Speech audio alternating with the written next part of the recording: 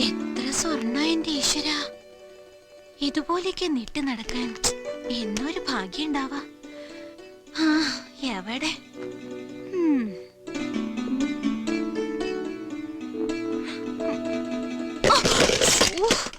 ഒക്കെ പോയില്ലോ. മുത്തശ്ശൻ കണ്ടാന്ന് ചീത്ത ഉറപ്പായിട്ട് കിട്ടും.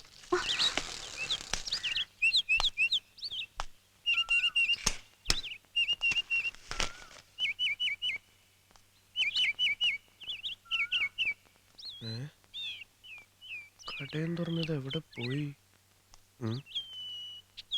ഇവിടെ കൊടുക്കുന്ന പേപ്പറിന്റെ പൈസ ഒരു മാസം കഴിഞ്ഞല്ല കൈ കിട്ടാറ്. അതിന് കുഞ്ഞുണ്ണിയാരെ പോലെ പലിശ കണക്കാക്കുകയാണെങ്കിൽ ഏകദേശം 10-15 റുപ്യെങ്കിലും കൈ കിട്ടണ്ടാണ്.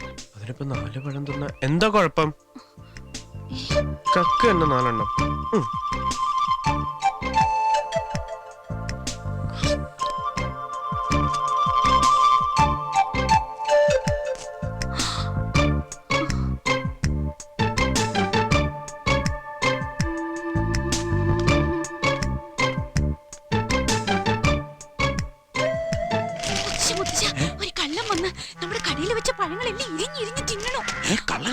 കള്ളന്മാരുടെ ശല്യം രാത്രിയിലും ഉണ്ടായിരുന്നുള്ളൂ, ഇപ്പൊ പകലും തുടങ്ങിയോ?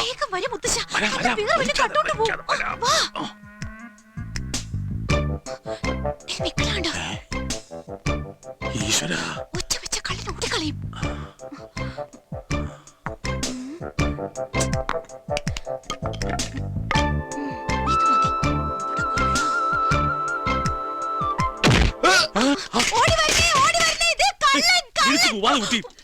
എന്ത് പണിയായി കാണിച്ചത്?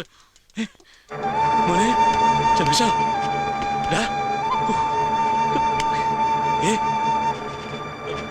രമേശ,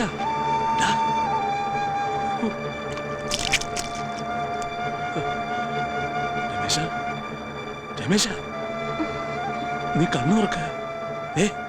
നീ കണ്ണു തുറക്കും മോനെ. ഇനി എന്താ ചെയ്യാ മുത്തശ്ശ? രമേശ, രമേശ, രമേശ,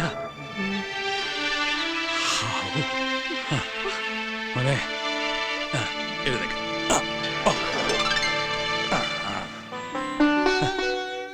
എന്താ നിനക്ക് പറ്റിയത്?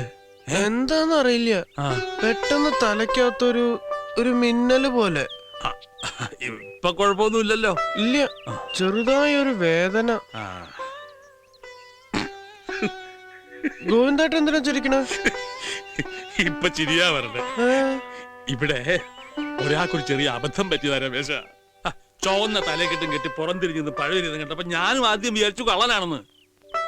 അടിക്കാൻ പറഞ്ഞത് ഞാൻ തന്നെയാ. അയ്യോ, അപ്പൊ അടിച്ചതാ? അമ്മണിയടുത്ത് ഒന്നും അല്ല, ഇത് വേറൊരാളാ. പിന്നെ ആര്? നീ ആളെ കണ്ടാ ദേഷ്യപ്പെടുകയും വഴക്കുപോയൊന്നും ചെയ്യാൻ പാടില്ല. എന്നാ പിന്നെ കെട്ടിപ്പിടിച്ചൊരു ഉമ്മ കൊടുക്കാൻ ഞാൻ. കണ്ടാൽ അങ്ങനെ ഒരു പൂതിയൊക്കെ തോന്നും. ഇങ്ങനെ വന്ന കുട്ടിയെ, പേടിക്കൊന്നും വേണ്ട, അവൻ നിന്നൊന്നും ചെയ്യില്ല.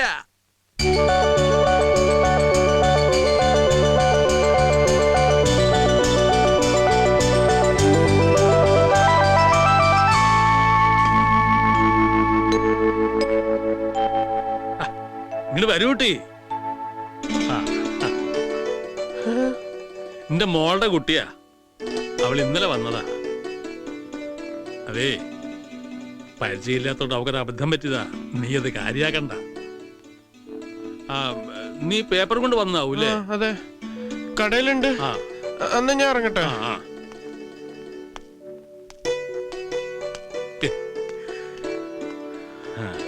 അയ്യോ, നല്ല കുട്ടിയാണ്.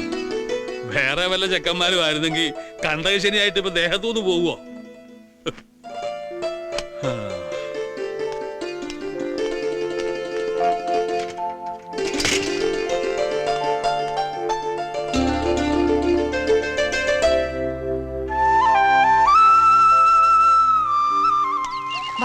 വേഗം നടക്കും മോളെ.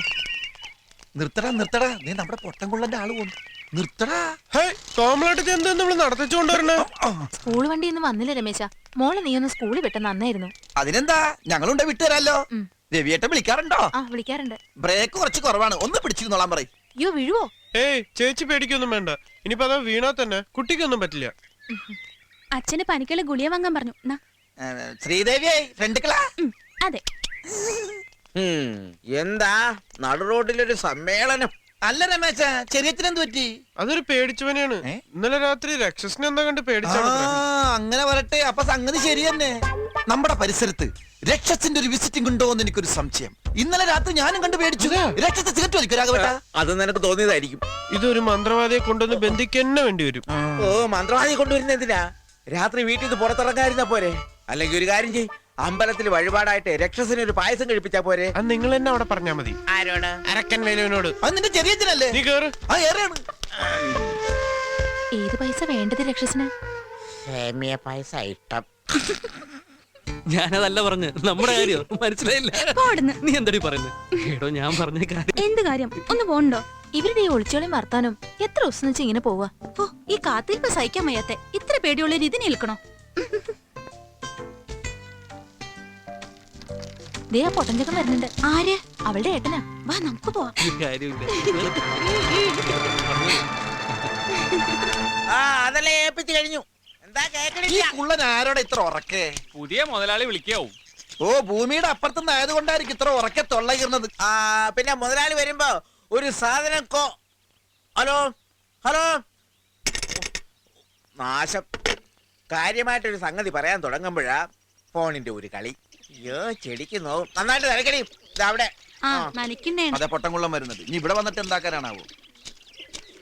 എന്ത് സാധനം കൊണ്ടുവരാനാ നിങ്ങൾ മുതലാളിയോട് പറഞ്ഞത്? അത് നീ എങ്ങനെ കേട്ടു? നിങ്ങളുടെ മുതലേ ഞാൻ ചെവി പൊട്ടനൊന്നും അല്ലല്ലോ. എന്താ പറഞ്ഞേ? അല്ല, എനിക്ക് എന്ത് പറഞ്ഞാലും കേൾക്കാന്ന് പറയായിരുന്നു.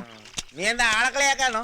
അല്ല രാഘവേട്ട, പിന്നെ? നിങ്ങളുടെ പുതിയ മുതലാളി വരുമ്പോഴേ ഈ ചെവിയിൽ വെക്കുന്ന ഒരു കുന്ത്രാണ്ടം കൊണ്ടുവരാൻ പറയായിരുന്നില്ലേ? അതെ, ഏ? ഞാനൊരിക്കൽ സൂചിപ്പിച്ചിട്ടുണ്ട്. വരുമ്പോ കൊണ്ടുവരേണ്ടതാ. ഇനിയിപ്പോ അതിന്റെ ഒരു കുറവുണ്ട്. എന്തേ? അതെ അതെ അതെ, നല്ല തിളച്ചു മറിയുന്ന എണ്ണ ഓ, അതിനിടയ്ക്ക് അവർക്ക് വേറെ സാധനം പോണം. പണിയാണ് വേണ്ടത്. അന്തർ മുതലാളി ഇല്ലേ, അയാളെ പിഴിഞ്ഞൊരു വഴിയാക്കി കിടത്തി. ഇങ്ങോട്ട് അവസാനം അയാൾ ഇത് വിറ്റിട്ടും പോയി. ഇപ്പൊ ഇയാളുടെ വലയപ്പെട്ടേക്കണ അസല് തിമിങ്കലാണ്. ഇയാളുടെ ചുക്രം തെളിഞ്ഞ അല്ല എന്ത് പറയാനാണ്? പണിയെടുക്കടാ, പണിയെടുക്കടാ. പണിയെടുക്കാണ്ട് നാട്ടുവിശേഷം പറഞ്ഞോണ്ട് നിന്നാലേ വൈകുന്നേരം കൂലിയരത്തില്ല. പറഞ്ഞില്ലെന്ന് വേണ്ട. ഇവനൊരു സംശയം ചോദിച്ചപ്പോ പറഞ്ഞു കൊടുത്താണ് രാഘവേട്ടോ. പോട്ടൻ. അയ്യോ, അവന്റെ ഒരു സംശയം. പണിയെടുക്ക്, പണിയെടുക്ക്. പറയണത് കേട്ടത്തൊന്നും ഇയാളുടെ വീട്ടിൽ നിന്ന് കൊണ്ടുവന്ന കൂലി തന്നെയാണ്. കാശ് അയാളുടെ അല്ലേ? കേബിട് പൊട്ടൻ. നീ വേഗം പണി തീർക്ക്. ടൈലറിംഗ് സ്കൂൾ വിടാൻ സമയമായി.